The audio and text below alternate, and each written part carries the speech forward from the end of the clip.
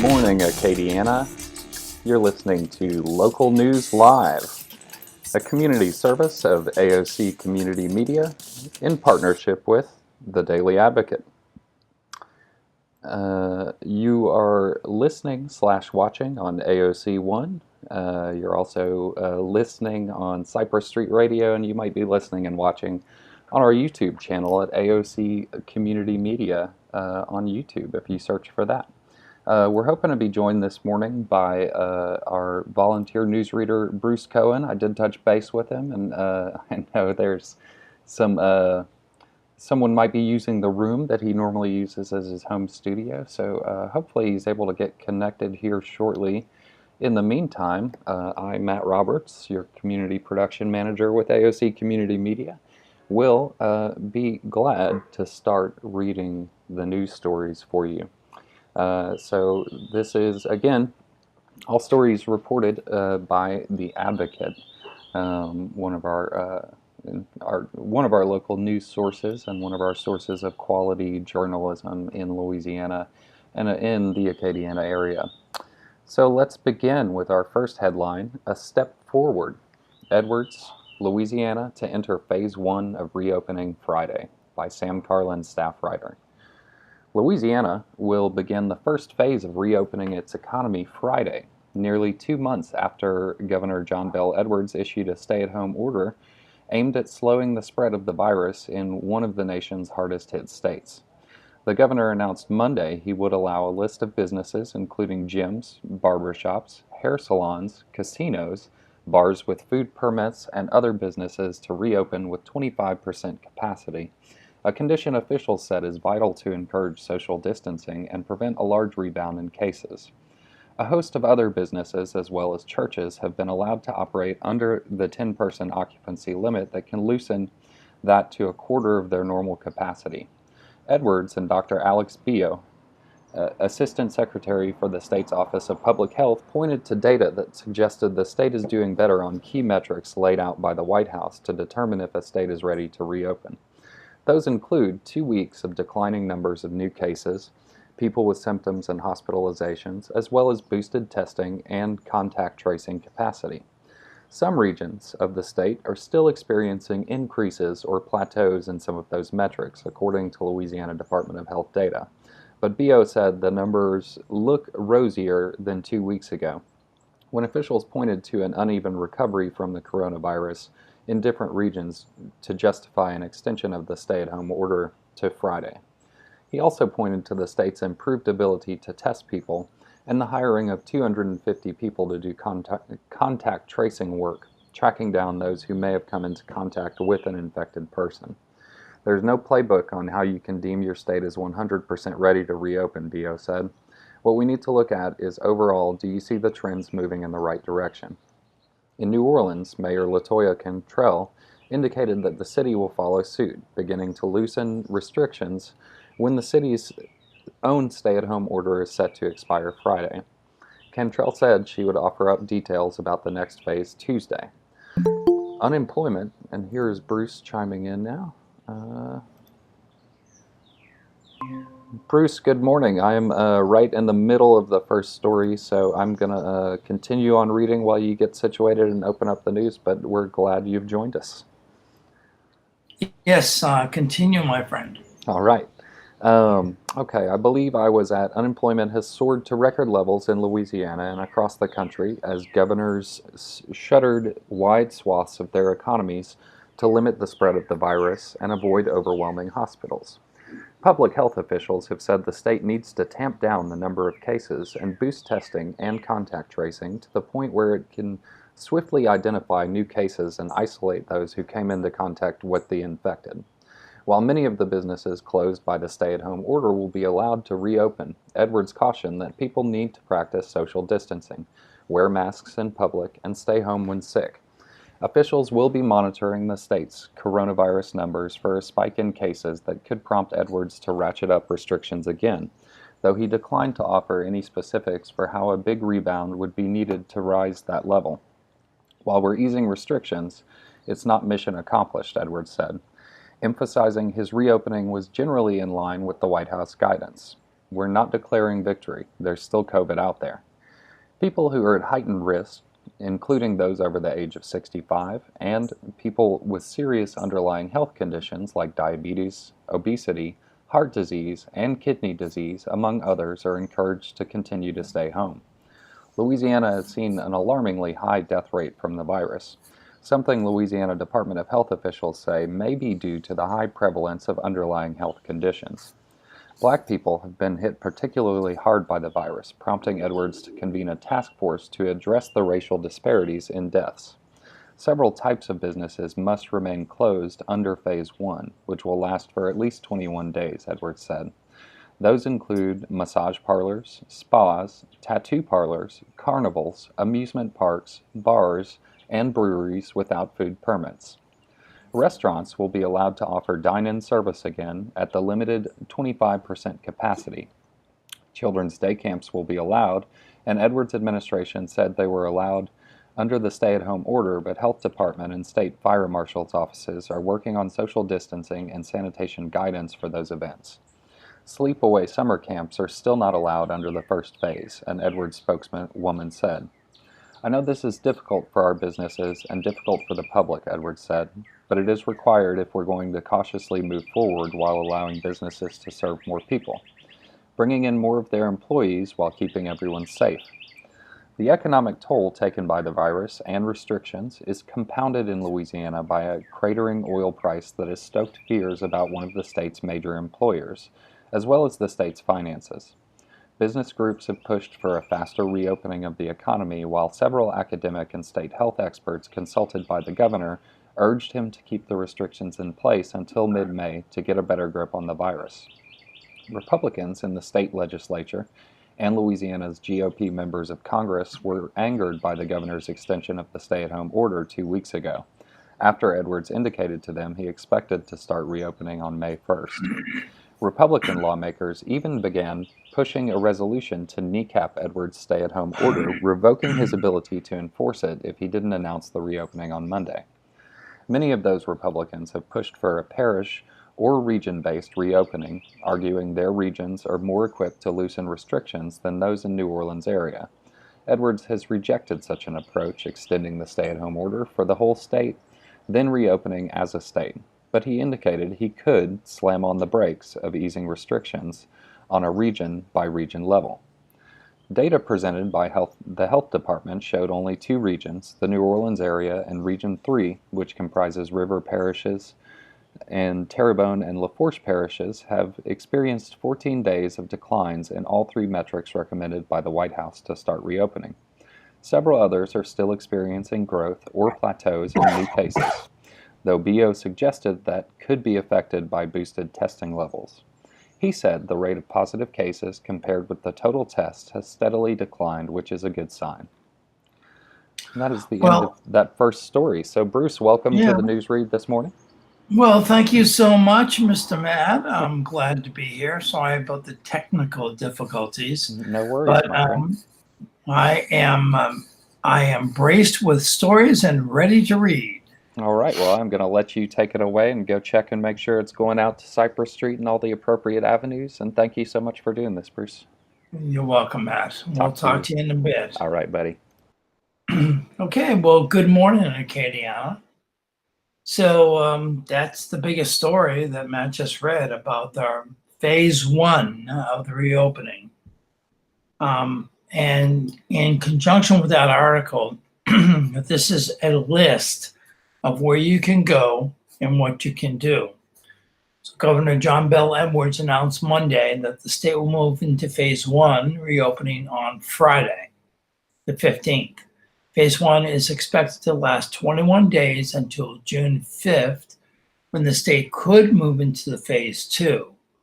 The order, when issued later this week, will also lift the 10-person gathering restriction. But folks, I would encourage you very strongly to keep up on the reopening day-by-day basis. Open at 25% capacity with social distancing practices are aquariums, barbers, thank gosh for that. Everybody has quarantine here by now. Bars with food service, indoor seating, businesses non-essential, casinos, video poker, churches, funeral homes, gyms, yay, fitness centers, hair salons, malls, anchor stores.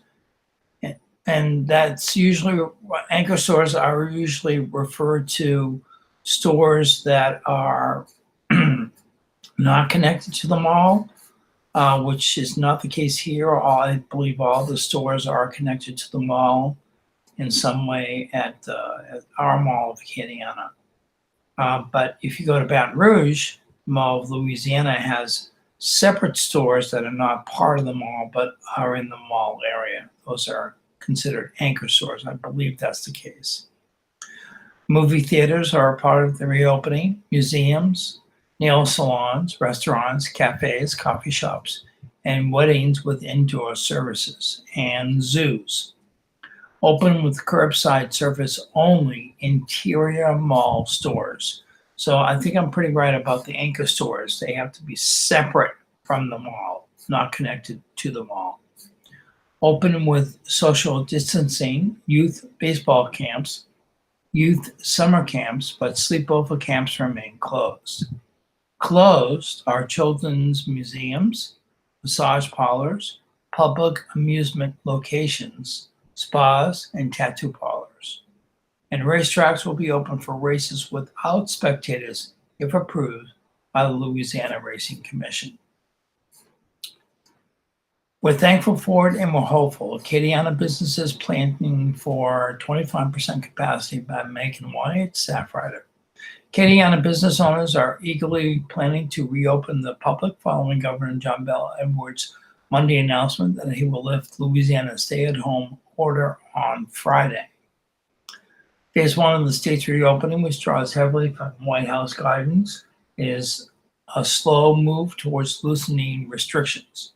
Most non-essential businesses will be allowed to reopen at 25% of their capacity. Restaurants, which remain open only for to-go operations and later for outdoor dining without wait staff, will be able to reopen their indoor dining rooms under the 25% capacity restriction. I've heard some people who say we can't do anything at 25%, said Tony Robinson, who owns Youngville's Bourrier restaurant. But I've been looking at the numbers based on what 25% can do for me, and it's obviously better than what we've been dealing with. We're thankful for it and we're hopeful. Robinson said he had to adjust the restaurant's hours and offerings over the past 2 months because the to-go orders weren't making enough money to pay his staff and cover the cost of ingredients, let alone the mortgage and other bills. He's primarily stayed open just to keep the Bourrier name out there. This restaurant is known as a leisurely brunch spot, not a to-go operation. Small Business Administration's payroll protection program has kept him afloat. He expects to be able to bring about 11 of the 14 employees he's furloughed back to his restaurant this weekend when he reopens the dining room. Stan Harris, CEO of the Louisiana Restaurant Association, said a significant number of restaurants will simply shut down before the state's phased reopening is approved. We project there will be a significant mortality of restaurants, Harris said. They are cash flow driven businesses at very low profit margins. Harris said the governor's first phase towards reopening is a positive one, but some restaurants can't open without 25% in sales volume. Like other business owners, Robinson has used his time to streamline his operation. A lot of people are using this opportunity to revise things, not knowing if there's really going to be a new normal, Robinson said. We're doing some revisions on our menu. I think you're going to see that with a lot of businesses, especially the moms and pops. Gyms, movie theaters, barbershops, nail salons, casinos, zoos, museums, and bars that offer food will also be able to reopen at 25% capacity under phase one of the reopening plan. The new restrictions will be in place for 21 days into June 5th, the governor said. Chris Sons, who owns Sea Wolf Barbershop in downtown Lafayette, is booked solid Friday and Saturday. Good thing, too. He and 3 other contract barbers at the shop had been out of work since mid-March. Son said he tried to get twice a payroll protection loan, but was unsuccessful. Instead, local artist Britton Duran signed T-shirts they were able to sell to raise enough money to cover 2.5 months of rent. The fun shirts include long lines of men with monstrous beards and trashy hair in a swamp setting with a barbershop crumbling. People were approaching us asking us how they could help, Son said. It was sympathetic. It was a good way to say, instead of trying to give us money, we were able to come up with shirts and give them something tangible. People had a really good laugh about it. Jeremy Hall, owner of Raging CrossFit, plans to reopen his gym on Monday. He said it would be difficult to limit capacity to 25% at the large facility. They will have to adjust workouts to ensure people are under 6 feet apart. Hall is eager to get back to work. He's been able to keep his 2 full-time employees, but he hasn't had work for the dozen other contractors who coach at the gym. With the help of a payroll protection loan, he's been able to pay staff to deep clean the gym and do other routine maintenance projects to provide members with a better experience when they return. And he's hopeful they'll return. I'm just ready to get back to it, Hall said. I think if everybody is smart and just watches what they do and washes their hands and is a little more mindful of that stuff, will be fine. And those who are at risk or are worried may just have to stay home for now. Lifting restrictions is just one part of the process. The success of the small businesses will also depend on the confidence of consumers who may not choose to leave their homes unnecessarily, especially if they're at high risk complications of COVID-19. Now begins the hard part of our rebuilding consumer confidence, helping small businesses stay afloat, keeping the jobs we have, and attracting the new ones we desperately need, said Stephen Wagersbach, president of the Louisiana Association of Business and Industry. That will require the governor, legislature, and regulators to rethink both new and chronic challenges to economic opportunity. And now we'll announce a few public service announcements. The AOC teams up with the United Way of Acadiana for Learn United. United Way of Acadiana has teamed up with AOC and other local educational groups for Learn United, bridging the digital gap to provide educational resources for households that don't have internet but do have a television. The Learn United program airs weekdays from 8 to 2 on AOC 2, Cox 16, and LUS 4, and streaming at aocinc.org/watch for the daily schedules and to submit content for the program. Visit the United Way of Acadiana website at unitedwayofacadiana.org/learn-united. And this is a news story that it's become very prevalent. I saw a feature of it on Sunday morning featured news program. Vitalant seeking plasma donations from recovered COVID patients. In early April, Vitalant, the nation's largest independent nonprofit blood service provider, launched a program in collaboration with hospital partners, the Mayo Clinic, and the American Red Cross to treat COVID-19 patients with convalescent plasma. The Food and Drug Administration has identified and approved convalescent plasma treatment as an emergency investigational new drug. It is currently the only antibody treatment available to COVID-19 patients, and as such is a promising new treatment available to patients. Donating convalescent plasma holds the additional promise of helping a critically ill COVID-19 patient turn the corner, said Cliff Newmark, Vitalant's chief of marketing. Vitalant is seeking convalescent plasma donors to help patients. Eligibility criteria are prior diagnosis of COVID-19 documented by a laboratory test or a positive serological test of the SARS-CoV-2 antibodies taken after recovery. Complete resolution of symptoms for at least 14 days. Meet all other current FDA donor eligibility requirements to donate plasma. Even with those requirements, there may be additional tests or other criteria required. In some instances, those who have recovered from the COVID-19 may be able to donate even if they did not have an initial laboratory test. Those who meet the above criteria and want to donate plasma are encouraged to apply through the Vitalant website, vitalant.org/COVID-free. Or for more information, you can call 866-287-5762. That's 866-287-5762. In the local Vitalant lab here in Lafayette is on Bertrand, just up from the advertising newspaper is located. If you go there, please call.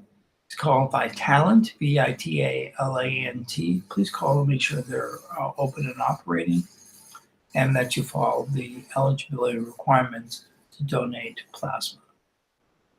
Okay, keeping calm through the COVID hotline. We still have a lot of people out there who are not aware of what's going on or fully aware of what's going on. I hope by now you are, but there is a keeping calm through COVID hotline you can call. This connects you to trained compassionate counselors who can offer support and who can direct you to mental health and substance abuse counseling services. Trained counselors are available 24/7, and all calls are confidential. You can call 866-310-7977. That's 1-866-310-7977. Keeping calm through the COVID hotline. Medicaid, if you have lost your job or if you have reduced hours, you may be eligible for Medicaid.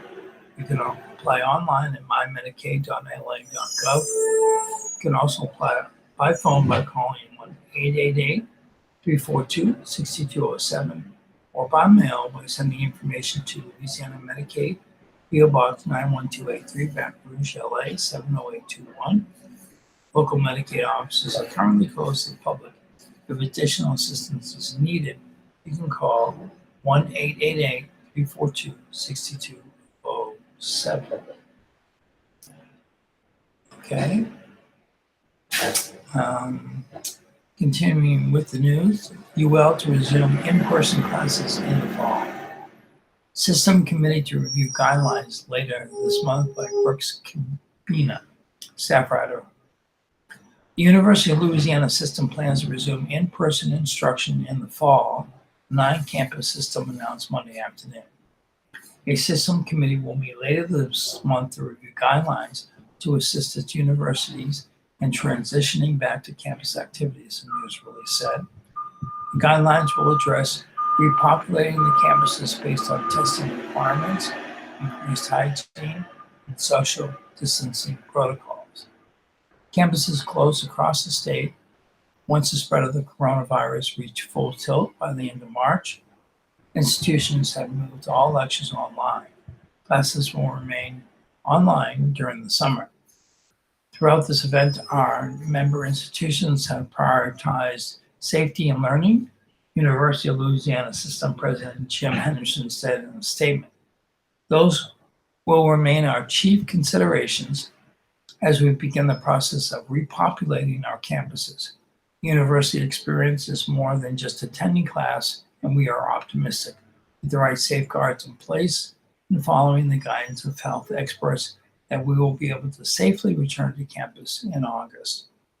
The schools in the system are Grambling State University, Louisiana Tech University, McNeese, Nichols, Northwestern State University, Southeastern, University of Louisiana Lafayette, University of Louisiana Monroe, and UNO, or University of New Orleans. The announcement came within an hour of Governor John Bel Edwards finishing a news conference in which he laid out the first phase of lifting Louisiana's stay-at-home order. Gradual move toward loosening restrictions allows places like gyms, Barbershops and casinos operate at 25% occupancy. LSU system braced for such a reopening when it released its own Phase 1 plan on April 30th. The plan said LSU would return with a 25% maximum of the school's employees starting May 18th. If Edwards followed through with his own plans to slowly amend his stay-at-home order. LSU's two-page plan said critical personnel will return in a very limited capacity to develop plans for occupancy. Interim LSU President Tom Callaghan said lab researchers will make up the large majority of LSU's first returning employees. Classes at LSU will remain online. The Middleton Library, veterinary medicine and law libraries, teaching labs, the UREC and the Student Union Bookstore will remain closed to users. University of Louisiana Systems plan for a return to in-person instruction comes at a time when institutions of higher learning are all weighing resuming campus activity versus the ebbing status of the coronavirus. Tulane University, based in hard-hit New Orleans, and Southern University are both still examining scenarios. Athletic activities at each institution are tied to their conference leaderships, and sport leagues around the country are making plans behind the scenes as they await the guidelines handed down to them from federal and local health leaders. Edwards listed contact sports as one of the businesses to remain closed during Phase 1, and when asked about Phase 2 Monday, he refused to delve into details. Meanwhile, the transition continues for Louisiana's colleges and universities, which are still distributing over $75 million in funds from the coronavirus relief bill for students affected by COVID-19. Louisiana Systems presidents also spoke before the House Appropriations Committee on Friday, urging legislatures not to cut education funds in the state budget due June 30th. Maintaining enrollment numbers has been a major focus for Louisiana school systems, according to the Louisiana Board of Regents. Funding for the state's 4 public school systems depends 65.8% on student tuitions and fees. The system's presidents will all stress the value of in-person classes, but the Appropriation Committee and the University of Louisiana system has taken its first step towards making those classes happen on its campuses. Our universities have been in lockstep through the interruptions we experienced the past couple of months, Henderson said. This systematic coordination is beneficial to students, faculty, staff, and the state as a whole. Okay, it's almost halfway through our broadcast, so we'll go to our day in history. Today is Tuesday, May 12th, the 133rd day of 2020. There are 233 days left in the year. Today's highlights in history: on May 12th, 2002, Jimmy Carter arrived in Cuba, becoming the first U.S. president in or out of office to visit since the 1959 revolution that put Fidel Castro in power. On this date in 1780, during the Revolutionary War, the besieged city of Charleston, South Carolina, surrendered to British forces. In 1922, a 20-ton meteor crashed near Blackstone, Virginia. In 1937, Britain's King George VI was crowned at Westminster Abbey. His wife Elizabeth was crowned as Queen Consort. 1943, during World War II, Axis forces in North Africa surrendered. 2-week Trident Conference, headed by President Franklin D. Roosevelt, and British Prime Minister Winston Churchill, opened in Washington. In 1949, the Soviet Union lifted the Berlin blockade, which the Western powers had succeeded in circumventing with their Berlin airlift. In 1970, the Senate voted unanimously to confirm Harry H. Blackmun as a Supreme Court Justice. 1982, in Fatima, Portugal, security guards overpowered a Spanish priest armed with a bayonet who attacked Pope John II. In 2008, the Pope's longtime private secretary revealed that the pontiff was slightly wounded in the assault. In 2008, a devastating 7.9 magnitude earthquake in China's Sichuan province left more than 87,000 people dead or missing. And in 2009, 5 Miami men were convicted in a plot to blow up FBI buildings in Chicago's Sears Tower. 1 man was acquitted. 10 years ago, an Africa Airways Airbus A330 jetliner plunged into the Libyan desert less than a mile from the runway in Tripoli after a flight from Johannesburg. A 9-year-old Dutch boy was the sole survivor of the crash that killed 103 people. 5 years ago, U.S. Secretary of State John Kerry arrived in Russia to meet President Vladimir Putin with an eye on easing badly strained relations over conflicts in Ukraine and Syria. 1 year ago, the White House top economic advisor acknowledged on Fox News Sunday that U.S. consumers and businesses pay the tariffs that the administration had imposed on billions of dollars of Chinese goods. Larry Kudlow added that China would suffer losses from reduced exports to the U.S. Looking at a few of the birthdays today, we have composer Burt Bacharach is 92. Country singer Billy Swan is 78. Singer-musician Steve Winwood from Traffic and Blind Faith and solo fame is 72. Actor Gabriel Byrne is 70. Actor Bruce Boxleitner is 70. Singer Billy Squier is 70. And blues singer-musician Guy Davis is 68. Actor Emilio Estevez is 58, and actor Stephen Baldwin is 54. Okay, thought for today is trust the man who finds everything good, the man who finds everything evil, and still more the man who is indifferent to everything. Quote by Johann Caspar Lavater, Swiss theologian, 1741 to 1801. Okay, let's look at our horoscope for this morning. If you're a Taurus, you will have more opportunities than you realize. Don't let uncertainty cost you. Rely on your ability to get things done. Gossip may tempt you, but if you'll join in, it will backfire. Gemini, take advantage of what's available. Learn from experience and avoid repeating past mistakes. Sign up for a correspondence course or take an online tour of a museum or gallery. Cancer, review your financial situation and make adjustments. Don't let anyone take advantage of you or put you in a vulnerable position. Protect yourself against con artists and distorted information. Leo, avoid joint ventures. You'll profit most if you avoid acting in haste or investing in someone else's idea. Do your own thing and be prepared to give it your all. Virgo, which includes my birthday, that's my sign. Look at the bright side of every situation and you'll come out a winner. Knowing when to walk away will be what prevents you from getting trapped in an emotional loss. Libra, a disciplined routine will help you get things done on time. Stick to basics, refuse to let others sidetrack you. Make personal gains and better health your priorities. Scorpio, evasiveness in communications should be a warning sign.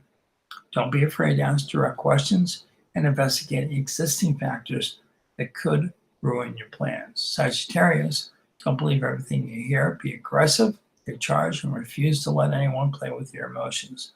Don't make impulsive financial decisions. Personal improvement should be your focus. Capricorn, spend time with people who bring out the best in you. Share a memory or make plans that will improve your living arrangements. Be unique and do things differently. Aquarius, don't hold back. Speak your mind and be willing to put in the time and effort to follow through with your plans. A positive change at home will alleviate uncertainty. Pisces, do what you can for others, but not at the expense of your well-being. Know when to draw the line and say no. Protect your home, family, and health. Aries, be careful with whom you associate today. Someone will mislead you with an exaggerated opinion. Don't get upset over something you cannot change. Look for a positive outlet that will calm your nerves. And as always, the horoscope is an entertainment feature and not based on scientific fact. And for the first time in a long time, this is usually a daily occurrence when we read the newspaper. There's a funeral today in the Acadiana area. Joan Herpin, a graveside service will be held at 10 a.m. in Calvary Cemetery in Lafayette. Returning to the news, the Catholic Diocese of Lafayette, Mass is set to resume after Friday. Parishes to observe governor's guidelines by Ken Stickney, Stafford. The Catholic Diocese of Lafayette on Monday expressed its intention to resume face-to-face masses this weekend with the health system guidelines published by the governor's office and the state fire marshal's office. Spokesman for the bishop said 2 weeks ago these guidelines would include continued dispensation from mandatory mass attendance for people 65 and over and for those with health problems until the novel coronavirus pandemic ends. However, the diocese will permit its 120 individual parishes to resume masses and Holy Communion subject to state guidelines that include limiting church attendance to 25% capacity and keeping parishioners at least 6 feet apart. Priests were sent directives last week. Individual churches held outdoor masses for the past 2 weeks. Bishop Desotel is grateful that the number of new cases statewide has been declining, diocesan spokeswoman Blue Roll said. The new directives will enable the faithful of the diocese to begin practicing their faith in their churches and to nourish their spiritual lives. Thanks to all who observed the stay-at-home directives when proved effective. Also, thanks again to all medical personnel and first responders. The diocese also said Holy Communion should be taken only in the hand and not on the tongue. That weekly Mass on any day was substitute for Sunday Mass. That missals will be removed from the pews to ensure cleanliness, and that the churches will be sanitized after each Mass. Hand sanitizer will be available entering and exiting churches.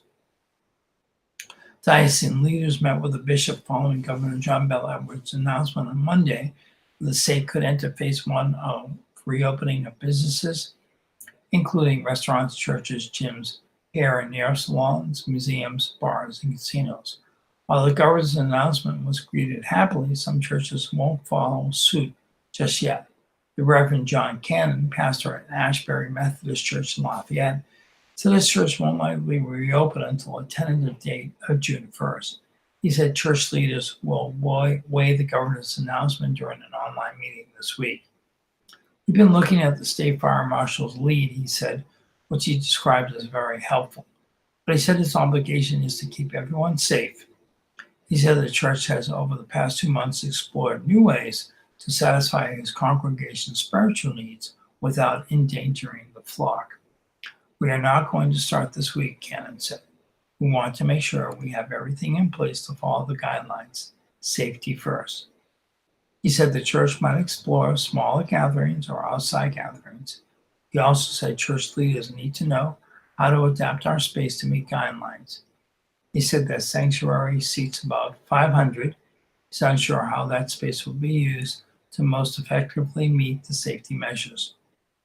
He also said the church will continue to offer digital guides and services, guided prayers, online music, and pastoral messages, so the elderly and those with health issues can continue to keep the distance even as others return to church in limited numbers. At First Baptist Church in Lafayette, Dennis Clark, minister of media, said church leaders will likely meet by Wednesday to discuss the next steps. He said the church hopes to have a plan by midweek. It's a moving target, he said. Clark said the church will seek clarity over spacing mandates.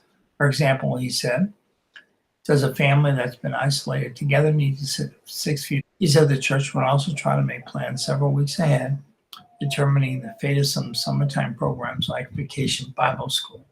Such events, he said, usually need 10 weeks of preparation. We would also strongly encourage our 65-plus members not to come to the church, he said. as of yet. Nursing pioneers' insights still relevant today. Florence Nightingale remembered by Ken Stickney, staff writer.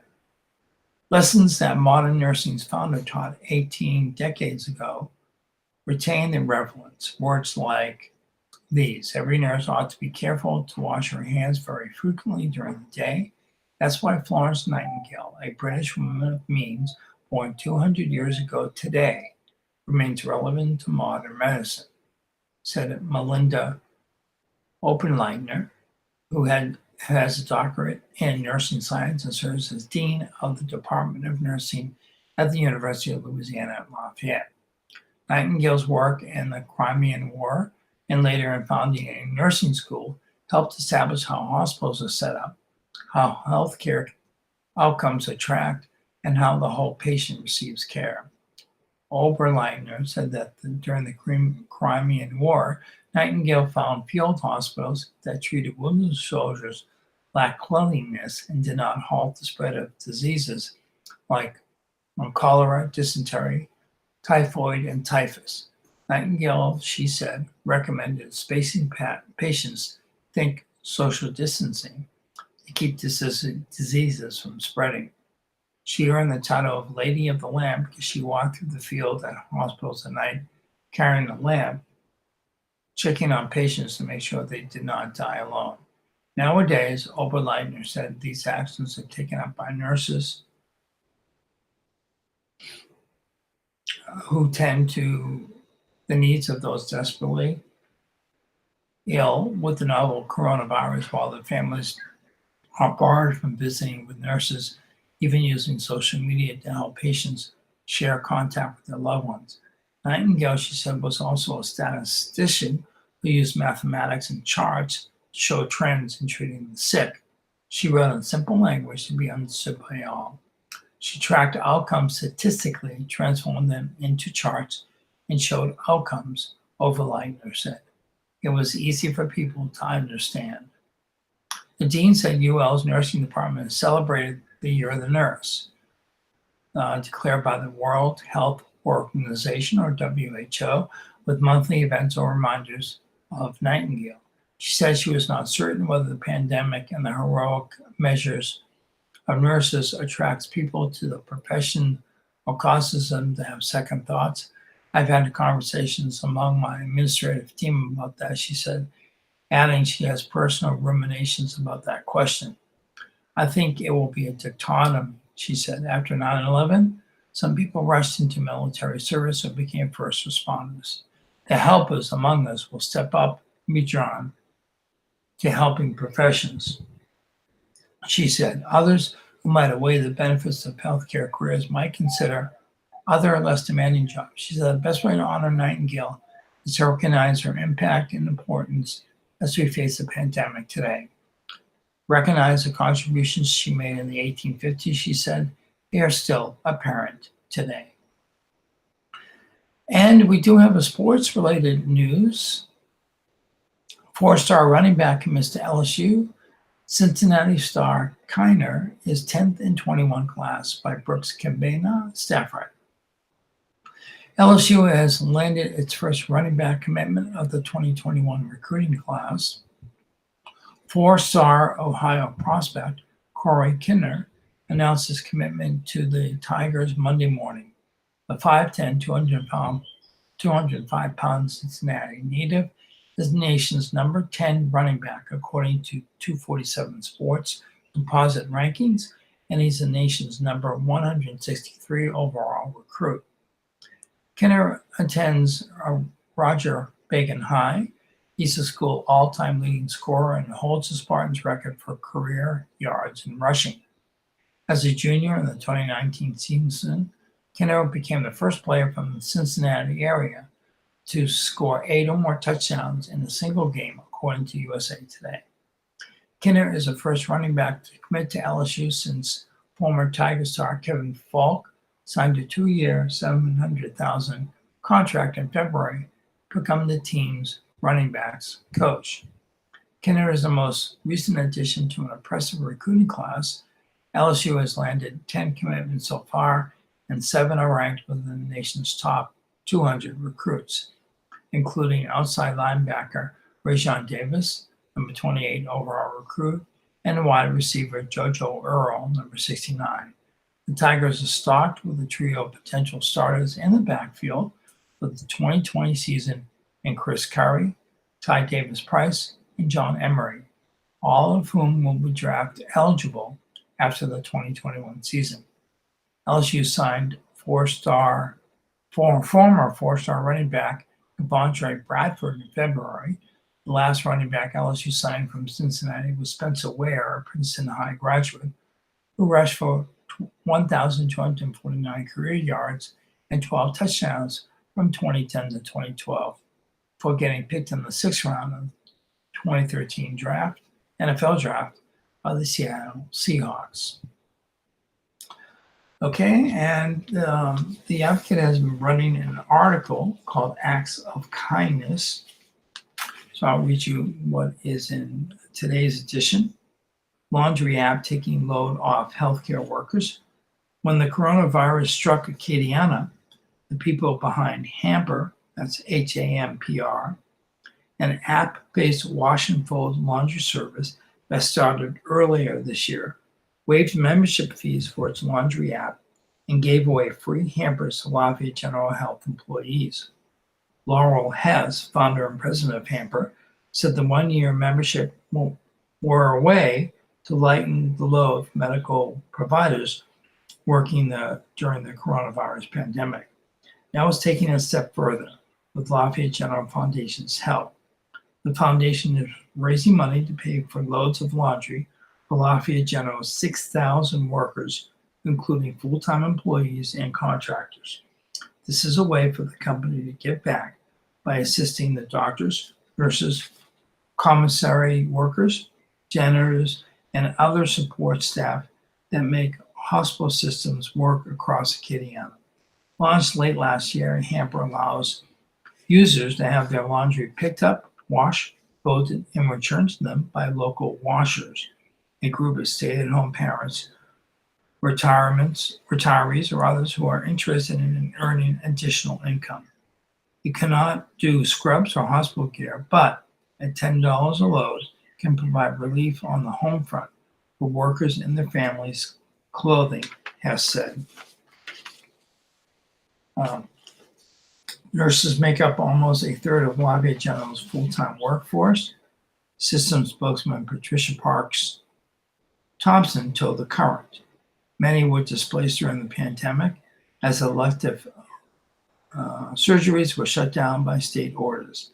That doesn't mean they weren't working. Surgical nurses volunteered at the system's other affiliate hospitals, helping them stand up extra ICU units when necessary, like in Acadia Parish, one of the first hospital systems to surge. Things are slowly getting back to normal, Thompson said, and the system views the Hamper program as a way not just to thank its workers, but to offer perks in a way that's beneficial for another local business. And that's that act of kindness story. All right, we still have a couple of PSAs to go through. Free lunches will be served daily. Before I read you that, let me read you about this. Stop the spread call instead. This is local information about COVID-19 updates and information. If you have access to a computer, you can go to www.311lafayette.services. Call centers with volunteers and medical professionals are active 24/7 to answer your questions about COVID-19 and determine if you need to get screened. You may also call 311 and press option 2 if you're a business owner, employee, or looking for a job to get information about applying for small recovery loans, apply for unemployment benefits, and related programs. Also, free lunches will continue to be served starting daily at 11 a.m. at the Robichaux Center located at 1919 Eras Landry Road. The Robichaux Recreation Center is open for go-to lunches. Only a limited number of lunches will be available or pick up individuals who find themselves suddenly and at no fault of their own unemployed or underemployed due to the COVID crisis. Lunches will be served again starting today at 11 a.m. Lunches will be served from Walk-On's Sports Bistro, compliments of Drew Brees and the Brees Dream Foundation. These lunches are a first-come, first-served basis. Thanks to the Lafayette Fire Department for helping to distribute these meals and Lafayette Police Department for helping with traffic and security. The Robo Show Recreation Center is located at 1919 Eraz Landry Road. In Lida, individuals whose hours are being reduced at work or have been laid off from employment may qualify for unemployment insurance benefits. If you're attempting to apply for unemployment insurance and not able to access an existing online account or need help resetting your password, please call Lafayette's Acadiana Workforce Solutions Office at 337-262-5601. Due to high call volume, some calls may not be answered immediately. Call again at a later time or contact one of Louisiana's other local offices for assistance. You can reach, I'll give you some more information about. In addition to unemployment insurance benefits, individuals looking for supplemental income can consider local employment opportunities with businesses who are seeking temporary, part-time and full-time workers by visiting the COVID-19 Help Wanted research page at, that is lafayette.org/helpwanted, or Lita's virtual job fair page for local businesses seeking to hire local candidates for full-time employment opportunities at lafayette.org/jobs. Okay. We just have a few minutes left here. So there is a publication, local online publication called Current. And we sometimes read some stories from there. So I'm checking their online.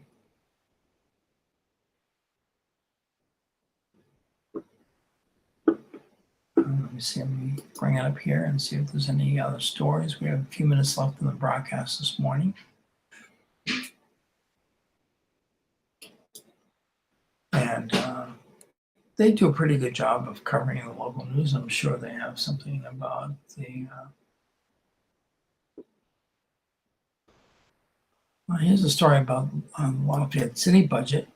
Lafayette's general fund is facing such large deficits that even zeroing out what critics call government waste won't be enough to close the gap. Okay. Entering 2020, the city of Lafayette's general fund was projected to run a deficit of $18 million this year and more than $20 million over the next two. Now that gap is widening. The economic shutdown is projected to reduce the city's revenues by $10 million this year alone. And revenues could be dropping over the next couple of years as Lafayette's economy slogs through yet another recovery. In a couple of months, Lafayette Consolidated Government will begin putting together a budget for the next fiscal year, and will be doing so with even less money than was projected just a couple of months ago.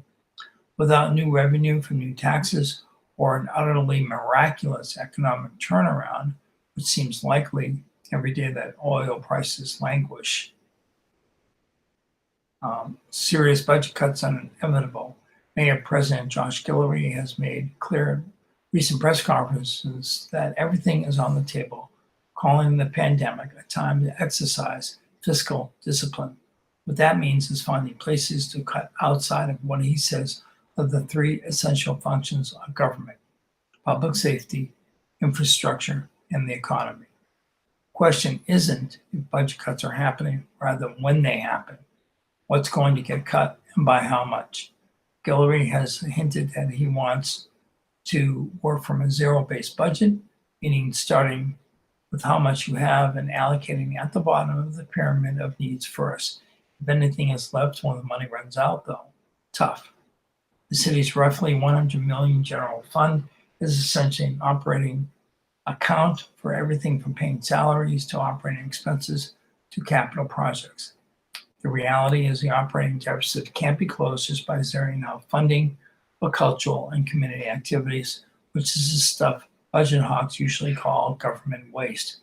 Making those cuts will come with deep losses to Lafayette's quality of life. Okay, and this article was brought to us by The Current.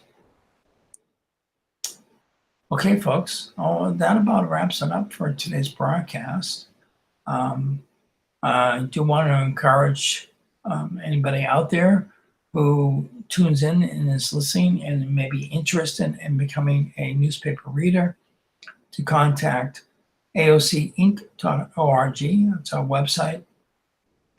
And to look up a volunteer newspaper reading program, sign up, become a volunteer. Now that the phase 1 of reopening is almost there, starting Friday, and I'm sure starting Monday of next week, businesses will begin to flourish and reopen.